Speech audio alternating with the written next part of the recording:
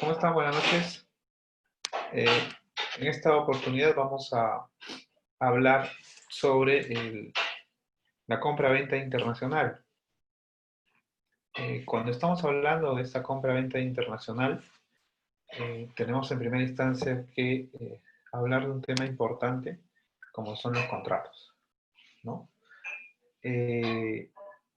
La diferencia está en que la definición que vamos a tener nosotros de contrato está enmarcada dentro de la legislación nacional. Lo que vamos a analizar nosotros corresponde al contrato de compra-venta internacional que está al margen de la legislación nacional. Es decir, es un contrato que aplica para todos los países que han aceptado esta Convención de Viena y que en el tráfico de las mercancías, el importador o el exportador pueden hacer uso del mismo. Bueno, entender que es un contrato es uno de los elementos fundamentales para luego desarrollar esta herramienta o este contrato de compra-venta internacional. El contrato se entiende como un acuerdo entre dos o más partes por la cual se crean, se regulan, se modifican o extinguen relaciones jurídicas patrimoniales, ¿no? Esto deviene en que las partes mutuamente tienen deberes y obligaciones que cumplir. Y además hay que indicar que existe, ¿no? Por un lado, una obligación y por otro, bueno, en ambos casos la obligación, pero una de las partes tiene la obligación de entregar algo y la otra tiene la obligación de pagar eh, por esa entrega que le están efectuando, ¿no? Eso para entender de manera general qué se entiende por un contrato. Ahora, la naturaleza del tema que vamos a ver ahora responde al contrato de compra-venta internacional de mercancías. Pero también hay que notar que existen otros tipos de contratos que se trabajan en los negocios internacionales. Por ahí, el que hemos conocido o conocemos en mayor medida, alude al contrato de franquicia. Por ejemplo, ¿no? Por ahí tal vez hemos escuchado, conocemos del contrato de licencia. Sin embargo, existen otros contratos, como puede ser el contrato de distribución internacional, como puede ser el contrato de transporte internacional, el contrato de agencia, de prestación de servicios, entre otros. Es decir, estamos viendo o estamos tomando conocimiento de que los contratos pueden ser de distinta índole. Bueno, en esta oportunidad vamos a analizar en específico este contrato, el contrato de compra-venta internacional de mercancías. Y aquí hay que tener claro que este contrato presenta ciertas características. La primera refiere al hecho de que este contrato tiene que elaborarse de una manera escrita, ¿no? Tienen que ser parte de él o firmar este contrato los representantes legales de las empresas, en este caso de la empresa exportadora y la empresa importadora. Por otro lado, hay que definir bien cuál es el objeto de este contrato, ¿no? Y qué limitaciones hay para este contrato. Tan importante también es definir cuál es la vigencia, cuáles son las actividades o aspectos operativos que se están pactando o acordando. Y hay que también tomar en cuenta qué hacer, ¿no? O ante qué instancias acudir en caso de incumplimiento de una de las partes. Es importante porque esto nos va a llevar a tomar en cuenta que los contratos eventualmente pueden caer en incumplimiento, ¿no? Y ahí es donde tenemos nosotros que indicar cuál o cuáles son esos mecanismos para ese tipo de contratos. Bien, este contrato de compra-venta surge o a iniciativa de la Convención de Viena, ¿no? Esta Convención de Viena es la que da origen a este contrato de compra-venta internacional de mercancías y es del año 1980. Obviamente es un contrato que alude básicamente a mercancías, ¿no? Este contrato no alude a servicios o algún otro tipo de elemento de los negocios internacionales. Solo alude a mercancías. Luego debemos indicar que este contrato brinda un régimen legal que es completo y detallado respecto a todas las actividades, obligaciones, limitaciones que se puedan dar en el desarrollo de una operación internacional. Claro que también indica cuáles son las obligaciones y los derechos para cada una de las partes, ¿no? Y qué hacer en caso de incumplimiento, cómo accionar en caso de incumplimiento de una de las partes. En el caso del Perú, el Perú ratificó este tratado, esta convención, en el año 99. Sin embargo, previamente, el año 88, la convención entró en vigencia. Y claro, este contrato de compra-venta internacional de mercancías se utiliza mucho en el intercambio o en la compra y venta de bienes. ¿Sí? Y en este punto, vamos a ver previamente la descripción, vamos a ver, vamos a entender un poco sobre los contratos de compra-venta internacional de mercancías. Aquí paso a mostrar un video que nos brinda este alcance sobre el contrato de compra-venta internacional. A ver, aquí les paso.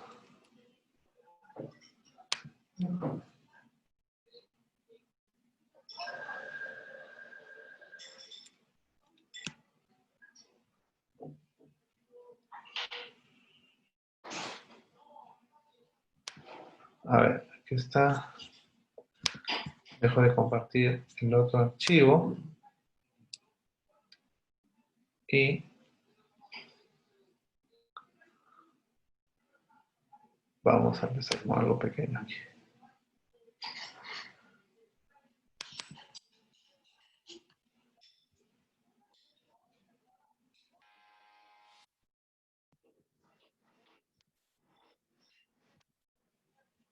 Ahí está.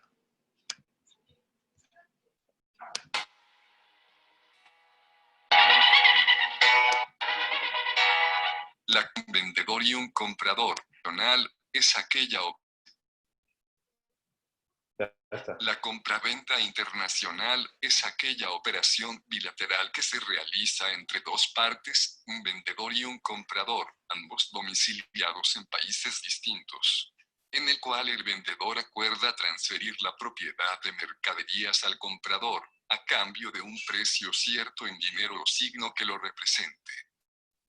La Convención de las Naciones Unidas sobre los Contratos de Compraventa Internacional de Mercaderías, o CISG, por sus siglas en inglés, es un tratado constituido en derecho internacional uniforme para operaciones de compraventa. La Convención fue elaborada por la Comisión de las Naciones Unidas para el Derecho Mercantil Internacional y adoptada por una conferencia diplomática el 11 de 1980. Lo establecido en la convención se aplica a la compraventa de mercaderías, quedando excluidas las compraventas para uso personal, familiar o doméstico, en subastas judiciales, de valores mobiliarios, de títulos o efectos de comercio y dinero, de buques, embarcaciones, aerodeslizadores y aeronaves, de electricidad, que constituyen contratos complejos. Lo establecido en la Convención regula exclusivamente La formación del contrato de compraventa y los derechos y obligaciones de las partes dimanantes de ese contrato. Salvo disposición expresa, esta no regula la validez del contrato. Los efectos del contrato sobre la propiedad de las mercaderías. Para celebrar un contrato de compraventa internacional, es necesario el consentimiento de las dos partes. Mercancía determinada o determinable. Un precio cierto en dinero o signo que lo represente. El contrato no necesariamente debe ser escrito para que tenga validez. Puede modificarse y extinguirse por mutuo acuerdo. Se considera que existe un incumplimiento esencial del contrato cuando se priva a la otra de lo que tenía derecho a recibir. La convención establece como obligaciones del vendedor entregar las mercaderías al comprador, según lo acordado. Entregar los documentos relacionados a las mercaderías. Transmitir la propiedad de las mercaderías al comprador. La convención establece como derechos del vendedor exigir al comprador que pague el precio acordado, que reciba las mercaderías, que cumpla las obligaciones que le incumban, indemnización por daños y perjuicios. La convención establece como obligaciones del comprador examinar las mercaderías cuando el vendedor las ponga a su disposición, recibir las mercaderías cuando las entregue el vendedor, pagar el precio acordado al vendedor. La convención establece como derechos del comprador rehusarse a la recepción de las mercaderías y exigir al vendedor que entregue las mercaderías según lo acordado, que cumpla las obligaciones que le incumban, indemnización por daños y perjuicios. A las obligaciones específicas de cada parte se anexan las siguientes: diferir el cumplimiento de sus obligaciones, resolver el contrato, indemnizar a la otra parte por daños y perjuicios, percibir intereses, exonerar de responsabilidades a la otra parte, conservar las mercaderías, adoptando las medidas razonables para su preservación.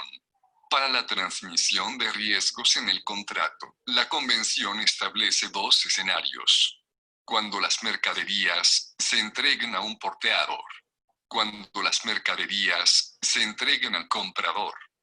La transmisión de riesgos en el contrato también se puede realizar mediante una estipulación expresa, implementando cláusulas comerciales, como los Incoterms.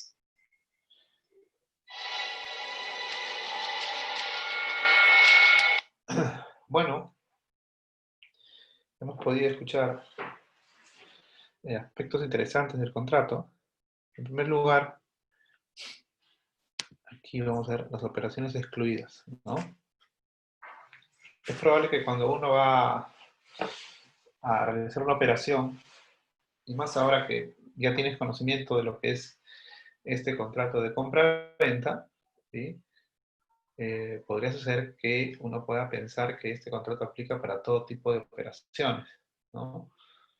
Y ya sabemos que eso no es cierto, ¿no? Aplica para determinado número de operaciones o para las operaciones en general, excepto cuando, y ahí viene la compra-venta excluida, excepto cuando estoy adquiriendo un bien o mercancía y eso que estoy adquiriendo es para mi uso personal, obviamente o familiar o doméstico. Entonces ahí no se puede aplicar ese contrato de compra-venta.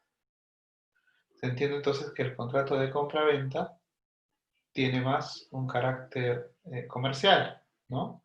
Se da cuando uno va a adquirir mercancías, ¿no? Bajo ese esquema. Eso como primera exclusión.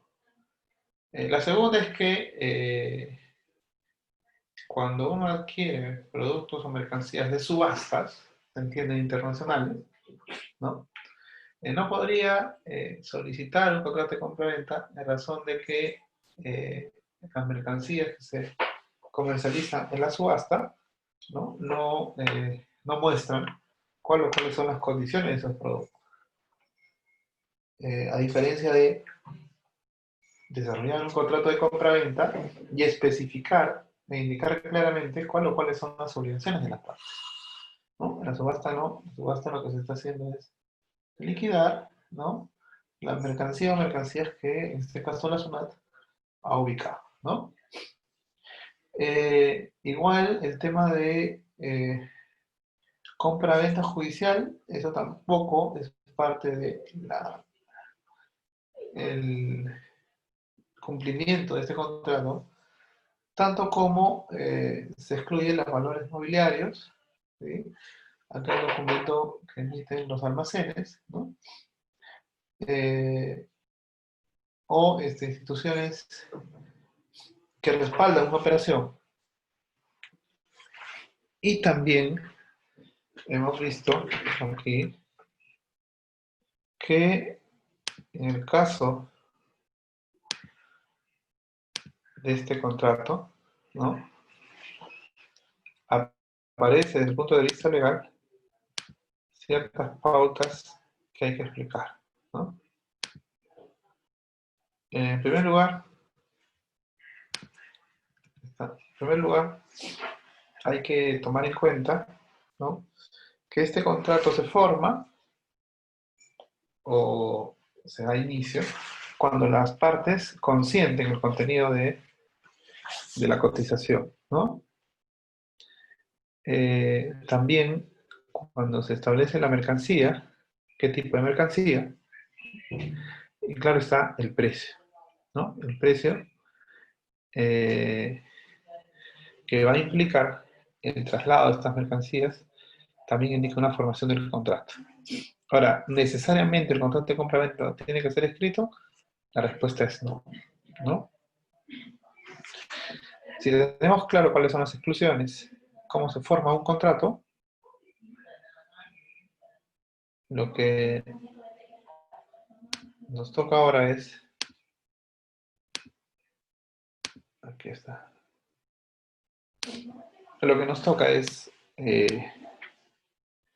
desarrollar ese contrato, ¿no? El otro elemento fundamental en este contrato compra-venta es, si bien es cierto, hay obligaciones, hay derechos que cada parte va adquiriendo, también hay disposiciones comunes, ¿no?, a una suerte de cláusulas o elementos comunes, como, por ejemplo, el tema de en qué momento el contrato se resuelve, ¿sí?, una disposición común, cómo se indemniza a la parte perjudicada, ¿no? Y el otro tema es que se difiere el cumplimiento de las obligaciones, ¿no? Eso a nivel de disposiciones comunes. Vamos a ver nosotros que este contrato de compra-venta implica también la transmisión del riesgo. El riesgo es un elemento fundamental en estas operaciones porque aquí tiene que quedar claro en qué momento y en función del Incoterm las acciones que realiza el exportador ya pasan a un tercero. Ese tercero puede ser un operador de comercio exterior, podría ser una agencia de aduana, una agencia de carga, una naviera, no lo sé. ¿Sí? ¿En qué momento el exportador ya ese riesgo que él estaba asumiendo se lo traslada a otra empresa, ¿no? Y eso es importante porque nos permite a nosotros tener claro en qué momento las mercaderías se entreguen a un portero. En qué momento el riesgo de esta operación se transmite a un tercero, ¿no? Y lo primero es que cuando se entrega esta mercancía al transportista, en el momento que el exportador entrega la mercancía al transportista internacional, en ese momento ya el riesgo se transmite. ¿Sí? Es importante. Pero, ¿será la única condición? Es decir, la única situación donde se transmite el riesgo. La respuesta es no. La otra posibilidad es que yo entregue la mercancía directamente al comprador, ¿no? Y en ese contexto también se transmite el riesgo. ¿Qué hay que tomar en cuenta aquí? Que estamos nosotros inmersos en la transmisión del riesgo, estamos inmersos en función de los Incoterms. ¿Sí? Y eso es fundamental porque a la hora de desarrollar este contrato de compra-venta, ¿sí?, aparece la figura de los Incoterms. En todos los contratos de compra-venta se indica bajo qué Incoterms se va a trabajar, pero también es relevante los Incoterms porque permiten mostrar o conocer cuáles son las obligaciones, sea del exportador o sea del importador. Al respecto, les voy a mostrar aquí un pequeño alcance sobre estos contratos de compra-venta, en particular sobre los Incoterms versión 2020.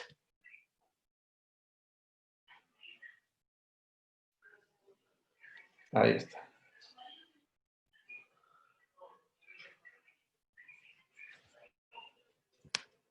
A ver. Ahí está.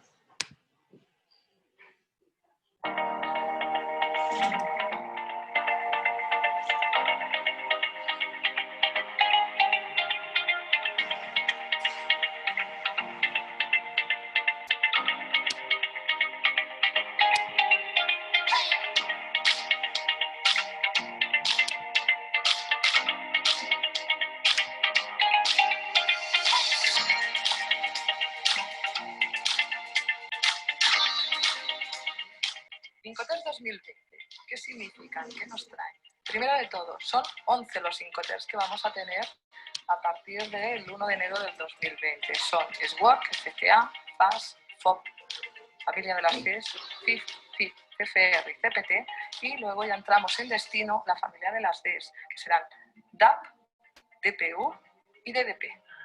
Con lo cual ya habéis denotado ese primer cambio. Nos ha desaparecido el Incoterm DAT y aparece con un restyling, un renombre, el DPU. Significa Delivery at Place and Load, es decir, no solo vamos a determinar el punto de entrega en destino, sino también descargado. Otra novedad es que se cambian las condiciones, el clausulado de los seguros con respecto a CIF y a CIP. Mientras que los Incoterms 2010 nos decían que para CIF y para CIP tenían que ser las mismas condiciones, cláusulas ICC-P para ambos, vamos a tener una diferenciación.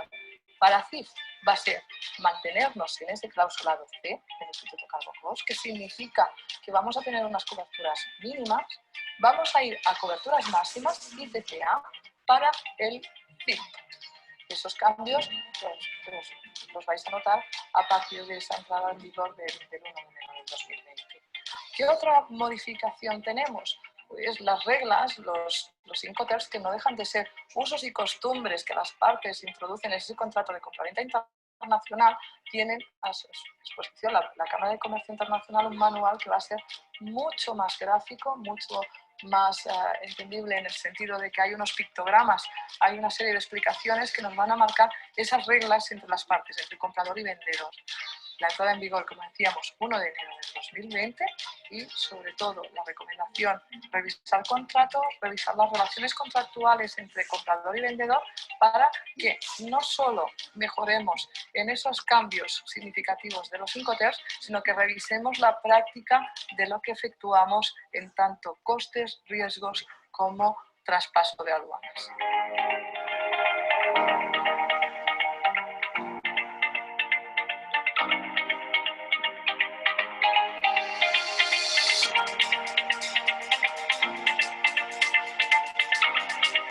Bueno, ya sabéis que esto no va solo de comprar y vender, sino que va de proteger vuestro patrimonio.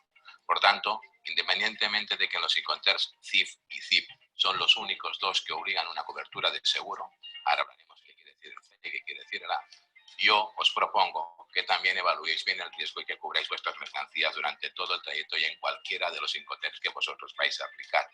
Porque como sabemos todos, vuestras mercancías solo son costes y no valen nada hasta que alguien paga por ello. Además, las responsabilidades que podéis adquirir de los transportistas son limitadas en el importe y en las condiciones de seguro. Hablando de las condiciones de seguro A, acordaros que es la única que es innominada y que es un seguro a todo riesgo con unas exclusiones concretas que vienen dadas. En cambio, las condiciones de Incoterm C, estas son unos riesgos nominados, están asegurando algo concreto con las mismas exclusiones. Y de las B, que serían ni las A ni las C, tampoco son unas condiciones que suelen estar demasiado en el mercado. Podemos utilizar la C con mercancías de segunda mano, con mercancías que son para reparar y que lo que nos está previniendo es en caso de gran riesgo. Pero para mercancía nueva, para mercancía normal, estándar, siempre asegurar según condiciones a todo riesgo. ICC A. Acordaros también de cubriros en caso de siniestro todos los derechos para poder resarciros delante de compañías de seguro, delante del transportista. Acordad de haceros siempre un reportaje fotográfico, también de reclamar siempre contra el que consideráis transportista, de cumplir con todos los trámites documentales que se piden y seguramente evitaríais muchos problemas. Y recordad siempre que un gran peligro que tenéis los que estáis transportando mercancía por mar son las averías del tipo contributivo y que aunque vuestras mercancías no reciban un daño, siempre estaréis expuestos a unos costes y a unos trámites administrativos muy largos que van a impactar financieramente contra vosotros si no tenéis cubierto con un seguro que os garantice.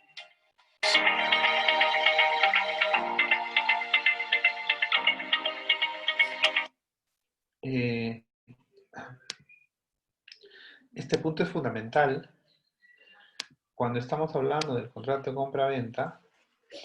Aquí es relevante conocer los Incoterms, ¿no? Y ustedes habrán visto que, o han escuchado que a partir de este año ya 2020 estamos con los Incoterms justamente versión 2020, ¿no? Son 11 tipos de Incoterm y que se utiliza mucho en el contrato de compra-venta.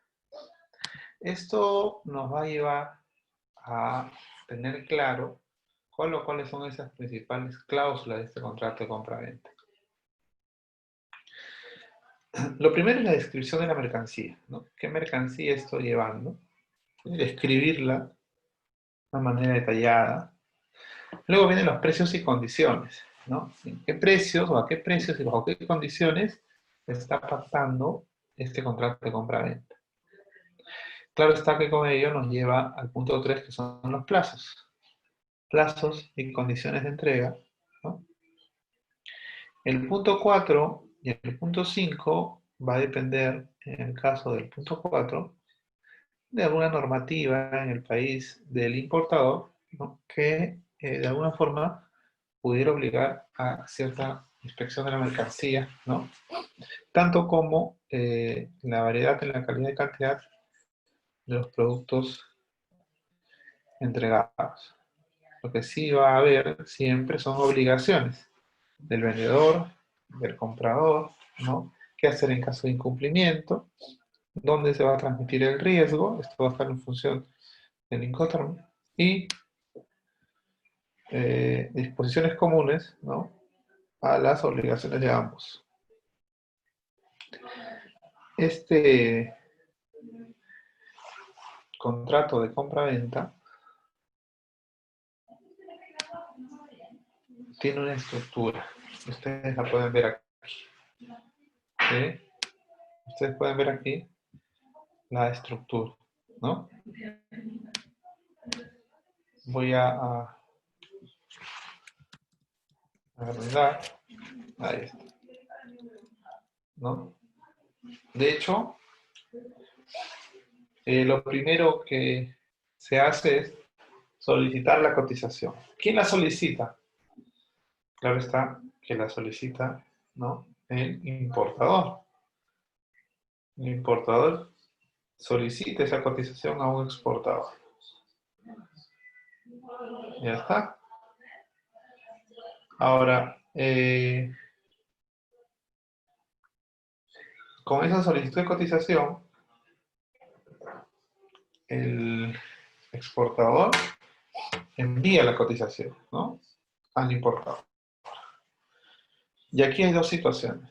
Que ese importador lo acepte y por lo tanto al aceptar se está dando nacimiento a este contrato de compra-venta La otra opción es que el importador proponga, ¿no?, una modificación de la cotización recibida.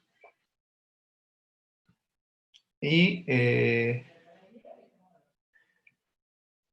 ese contexto es que el exportador eventualmente puede, ¿no?, modificar, presentar mejores condiciones, ¿sí? Y ya con ello, nuevamente, el importador podría aceptarla, el ingreso de esa mercancía, ¿no? En este momento, en el momento que se acepta ese contrato de compra-venta, nace este contrato. Desde el punto de vista legal, ya nació este contrato, ¿sí? Lo que tenemos que hacer para regularizar esta situación, justamente, ¿no?, es desarrollar ese contrato de compra-venta e indicar los principales elementos del mismo, ¿no? Debemos indicar también que con el nacimiento del contrato se patentiza, se hace evidente, ¿no?, las obligaciones tanto del exportador como del importador, ¿no? En este caso sería una obligación del comprador, que es el importador, obligación del vendedor, que es el exportador, ¿sí? Y una vez que ha nacido el contrato, lo que queda es la ejecución del mismo, ¿sí? Y ahí vamos a ver que en la aplicación del contrato, y que de igual forma nos explicaron, o les paso a explicar, este contrato de compra-venta internacional rige esa adquisición, ¿no?, entre una empresa nacional y una empresa extranjera. Uno como exportador y el otro como importador.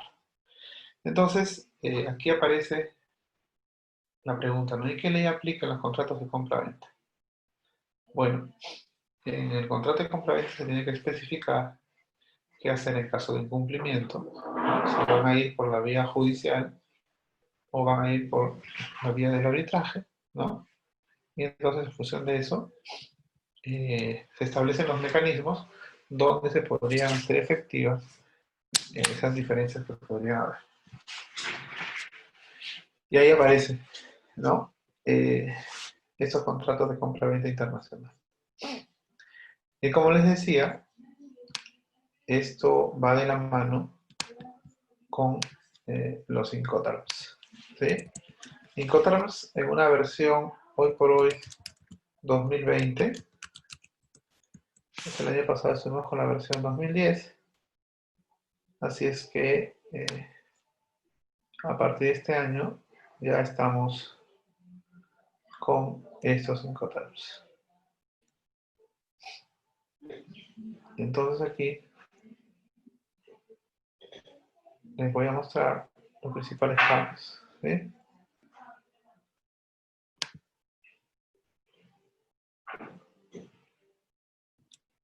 A ver.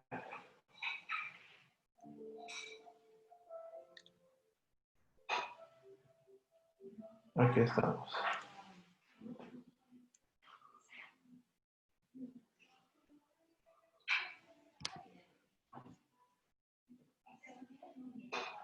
Aquí estamos. Ahí paso a compartir estos 5 tabs.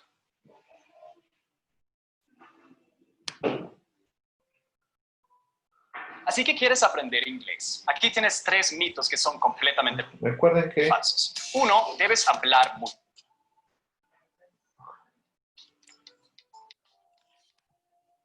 Recuerden que estamos tocando justamente los 5 termos, porque los 5 termos son un elemento muy importante en el contrato de compra-venta, ¿no? Vamos a ver, empezamos con estos 5 termos. Ya está. Hola, muy buen día, ¿cómo estás? Mi nombre es Ángela Olachea, soy licenciada en...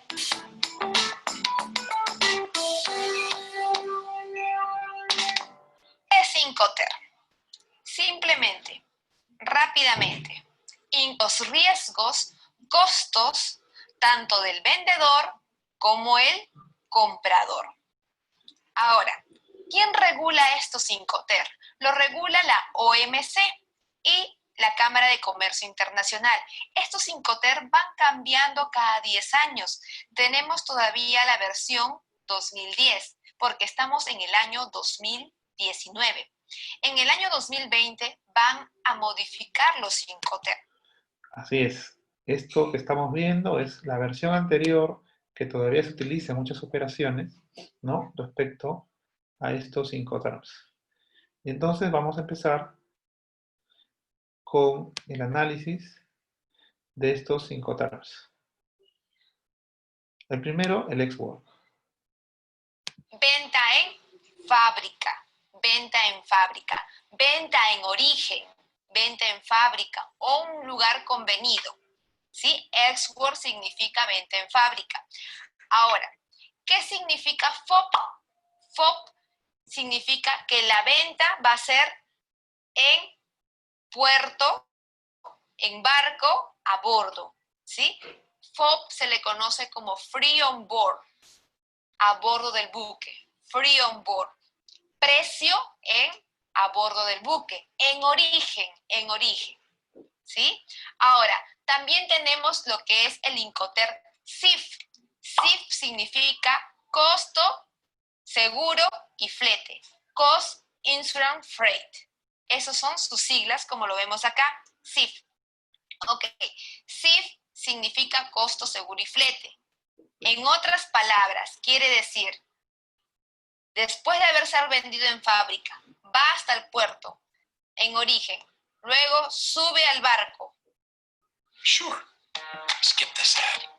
Skip that I'm buying Amazon stock and Google and Apple. Y like.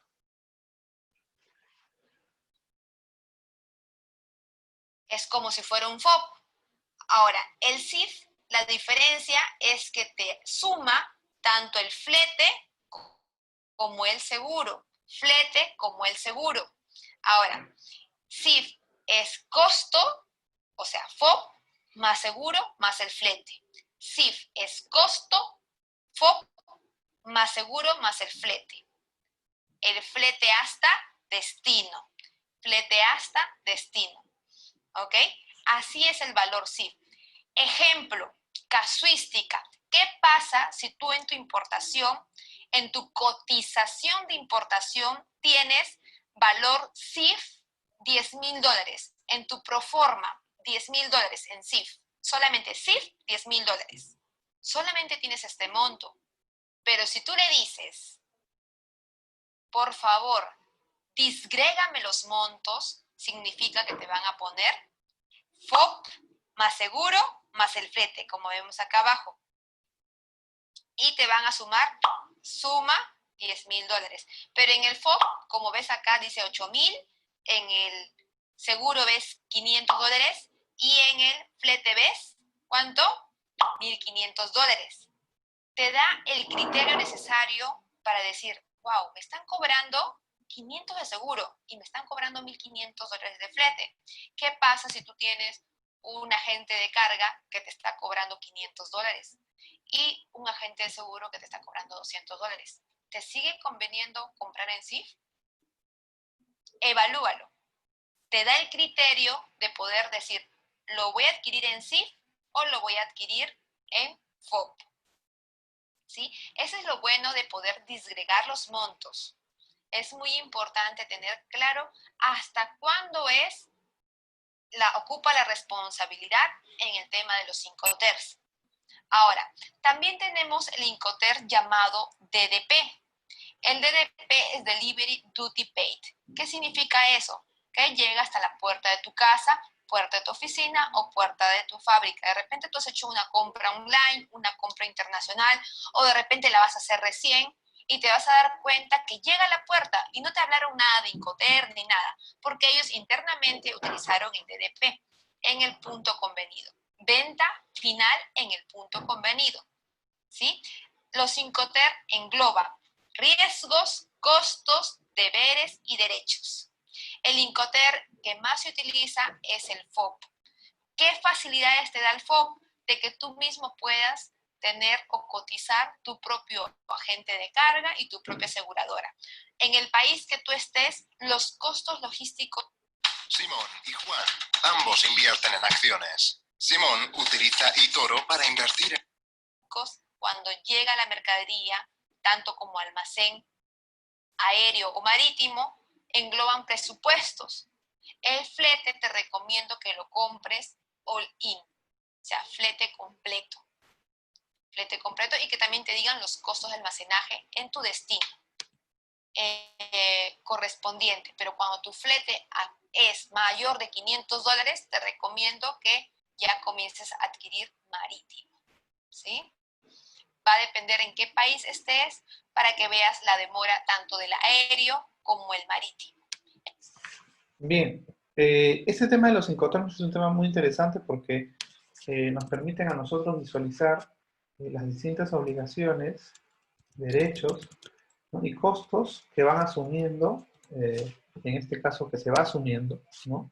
Sea como exportador o importador. Y aquí ustedes pueden ver el resumen del mismo. Claro está que más adelante vamos a hacer un análisis de los Incoterms, pero esto es importante porque en el contrato de compra-venta tenemos nosotros que delimitar un Incoterm a trabajar, ¿no? De hecho, el que es más, el que implica menos obligación para el exportador es el ex-work y el de mayor obligación para el exportador es el DDP, ¿no? Ustedes pueden ver aquí los 11 Incoterms versión 2010 y alguno de estos Incoterms hay que pactar cuando hablamos de un contrato de compraventa internacional.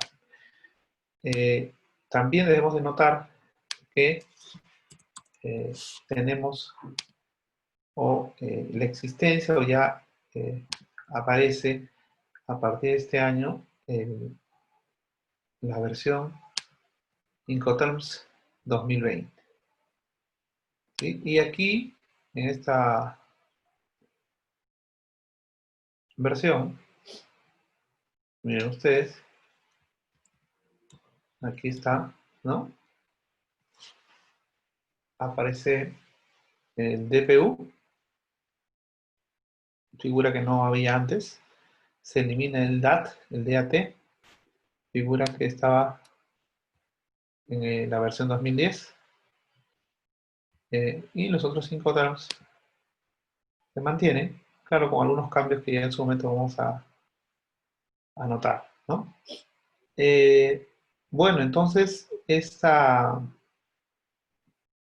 situación es importante a la hora de definir bajo qué Incoterm voy a fijar el contrato de compra-venta. Pero el contrato de compra-venta no es el único elemento o el único contrato fundamental en estas operaciones.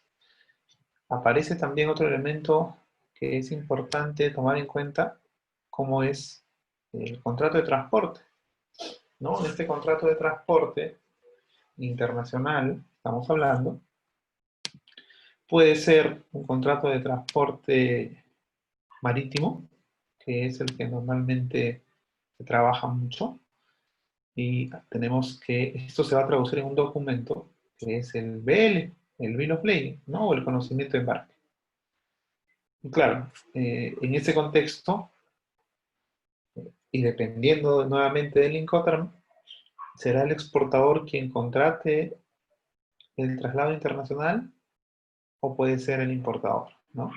Lo concreto es que ese traslado internacional supone también otro contrato, y ese es el contrato de transporte internacional de mercancías. Decíamos, cuando es marítimo, aparece el BL, ¿no? O el conocimiento de embarque. Y entonces, este contrato de transporte internacional también tiene ciertas características. En primer lugar, este documento lo emite la naviera, quienes son los dueños de los barcos. Por lo tanto, la emisión del BL significa o implica que constituye aquí ¿no?, el cargo por la recepción de esa mercancía. Eso es en primer lugar. En segundo lugar, este documento llamado BL, ¿no?, implica o demuestra la existencia del contrato de transporte internacional, por un lado, entre el transportista, en este caso sería la naviera, y el solicitante del mismo. Y en tercera instancia, o en el tercer aspecto a tomar en cuenta, ¿no?,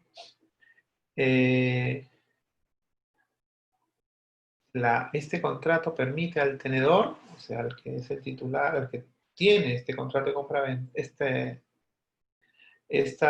BL, ¿no?, la capacidad de poder disponer de esa mercancía, ¿no? Y esto, de alguna forma, se constituye en un título representativo, ¿no?, de la propiedad de la mercancía. En cuanto al BL, nosotros vamos a encontrar aquí que este BL presenta ciertas características, como ustedes pueden ver aquí, ¿no? Miren ustedes, aquí paso a mostrarles, ¿sí? Aquí puedo anotar yo el número de BL, quién es el exportador, ¿sí?, a quién se dirige, a quién se va a notificar, el puerto o puertos, el nombre del buque, la descripción de la mercancía, el peso, las dimensiones, la cantidad de bultos, se indican en este BL, ¿no? Y claro, aquí aparecen todos los componentes o elementos que componen ese transporte internacional. Y aquí debemos de notar que aparece, ¿no?, el valor del flete internacional más los recargos que corresponden en función de el punto de origen y el punto de destino, ¿no? Y claro, la fecha, ¿no?, y la firma. Esto es el BL, ¿sí? Es otro documento que es prueba o permite probar la existencia aquí de otro contrato, el contrato de transporte internacional. De igual forma, en el caso aéreo, ¿no? En el caso aéreo, ya no es el BL, sino ahora es la guía aérea, ¿sí? Y esta guía aérea, igual que el BL, demuestra o es un comprobante de recepción de mercancías, ¿no? También permite detallar la lista de embarque, ¿no?, y que es un documento que acompaña al traslado de estas mercancías.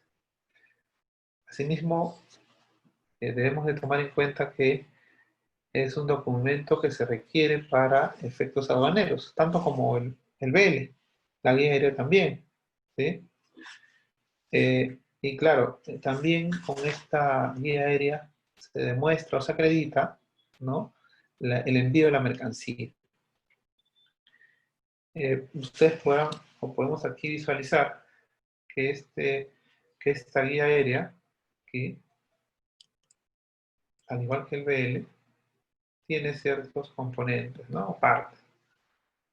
Aquí está el embarcador, quién es el destinatario, quién se va a notificar, aquí está el número de guía, aquí está la aerolínea, sello de la aerolínea, aquí está el aeropuerto por donde va a ir, y aquí la descripción de lo que estoy enviando, ¿no?, indicando además el peso y las dimensiones, ¿sí?, el peso de la carga y las dimensiones de esta carga, ¿no?, para luego establecer aquí cuáles son esos cobros que se vienen realizando o se dan para este tipo de mercancías.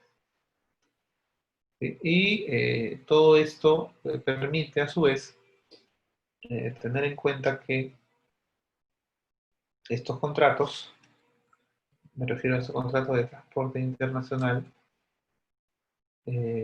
permiten evidenciar la existencia de que la mercancía ha ingresado, ¿no?, a alguna modalidad de traslado, además que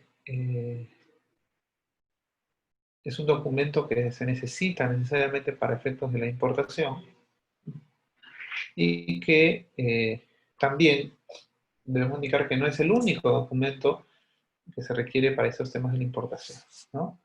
Aparece también ahí otros documentos que en una operación de exportación o importación, ¿sí?, es necesario contar con ese documento. Y ese documento es la factura comercial,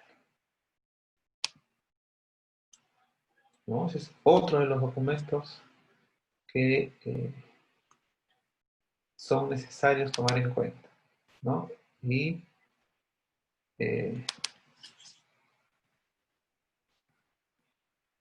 estamos, ¿no? Miren ustedes, aquí está. Aquí tengo el número de factura, ¿sí? Obviamente en el encabezado está la empresa, la dirección, ¿no? Toda la información de la empresa. Luego, aquí en esta factura, yo debo de indicar a quién voy a consignar y a quién se va a notificar, ¿no? Aquí tenemos que tener en cuenta que consignar quiere decir para quién es la mercancía. Y al notificar estamos diciendo a quién vamos a dar aviso respecto de estos documentos, ¿sí?